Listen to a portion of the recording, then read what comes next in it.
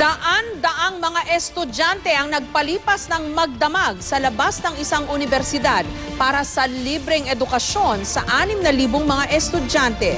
Sa mahal daw kasi ng tuition ngayon, malaking tulong ang mga scholarship grant. May report si Ian Cruz. Daan-daang mga estudyante ang nag-overnight sa North Campus ng University of Caloocan City sa Camarin. May naglatag ng banig, may nagtayo ng tent. Tagunan kasi sila para sa libreng edukasyon na ibibigay ng universidad para sa 6,000 estudyante para sa susunod na school year 2015-2016. Isa sa nais makakuha ng benepisyo ang valedictorian na si Marie Chris. Pag nakakuha po ako ng libre edukasyon para pong less na rin po sa gastos sa magulang, wala na po silang gagastusin po sa tuition. Ganito rin halos ang sitwasyon sa South Campus ng University of Caloocan City sa may biglang awa. Tagsa ang gustong makasama sa maswerteng 6,000 ang makapag-aaral ng libre. Sa loob ng mga silid-aralan, kanya-kanya silang ayos na mga kailangang requirement. Kailangan pang mag-register at kailangan kumuha ng eksaminasyon at maipasa ito para mapabilang sa swerteng 6,000 ang may libreng edukasyon. Ang schedule po namin ngayon, lahat ng dumadating, tapos na kami magmula ngayon hanggang 20. Sa mahal kasi ng edukasyon sa mga panahong ito, malaking tulong ang mga scholarship grant.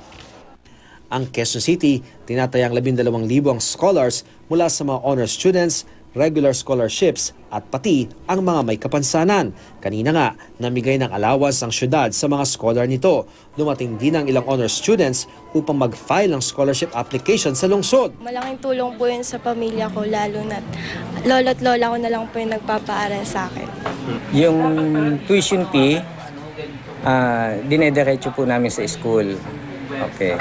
Yung stipend po, kinukuha po nila rito. Nakapasa na sa mababang kapulungan ng Kongreso at nasa ikalawang pagbasa na sa Senado ang Unified Financial Assistance System for Higher and Technical Education o UNIFAS. Sa ilalim ng panukalang ito, magiging centralized na sa Commission on Higher Education o CHED ang lahat ng scholarships, financial aid, grants, loans at study now pay later program para sa mga karapat-dapat na mga estudyante sa kolehiyo. Malaking bagay ayon sa CHED kung maipapasa ang panukalang ito. Mas maraming estudyante raw kasi ang mabibigyang pagkakataong makapagtapos sa kolehiyo. Pero sa ngayon, maraming kailangan sagutin ng CHED mula sa mga puna ng Commission on Audit para sa taong 2013. Ilan dito ang kahinando ng CHED sa pagpapatupad ng Student Financial Assistance Programs. May nakita raw kasi ang COA na nadoble ang naibigay na tseke sa ilang estudyante. Ang ilan daw nakakuha ng tseke kahit di naman kumpleto ang requirement. Ang ilan naman daw hindi qualified pero nakatanggap ng assistance. Nakita rin ng COA ang kahinaan sa pagpapatupad ng Study Now Pay Later program. Marami raw kasi ang hindi nakakabayad matapos mag-graduate.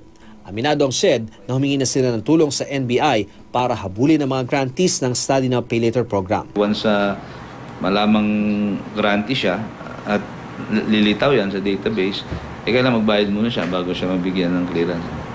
So kaya tumataas din yung repayment. Halos mga nasa 7% na. Ian Cruz, GMA News.